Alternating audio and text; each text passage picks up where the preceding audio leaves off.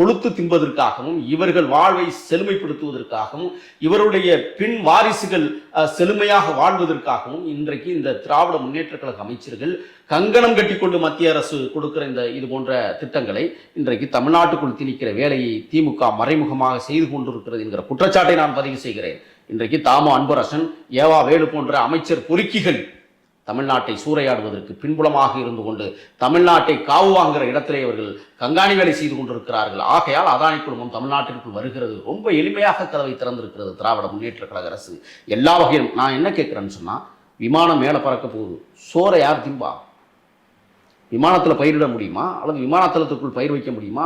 3500 acre நிலப்பரப்பை கொண்ட மாபெரும் விளைச்சல் பூமியாக இருக்கிற அந்த புண்ணிய தேசத்தை இவர்கள் விலைக்கு விற்கிறார்கள் என்றால், அதுவும் அடிமாட்டு விலைக்கு விவசாயிகளிடமிருந்து பறிக்கிறார்கள் என்றால், நாம் ஏற்கனவே பேசிக்கொண்டே இருக்கிறோம். நெய்வேலி பிரச்சனையில் ஆயிரக்கணக்கான ஏக்கர்களை அடிமட்டு மக்களிடத்திலே பறித்து கொண்ட மக்களுக்கு வேலை வாய்ப்பு இல்லாமல் இன்னைக்கு பரிதவிக்கிற காட்சியை நாம் பார்க்க முடிகிறது. கிட்டத்தட்ட 1962களில் தொடங்கிய அந்த போராட்டம் இன்று வரை முடியாமல் இருக்கிறது நெய்வேலி பிரச்சனை. ஆனால் இன்றைக்கு பரந்தூர் விமான நிலைய பிரச்சனை 2018 தொடங்கி இருக்கிறது. இன்றும் போராடி கொண்டிருக்கிறார்கள்.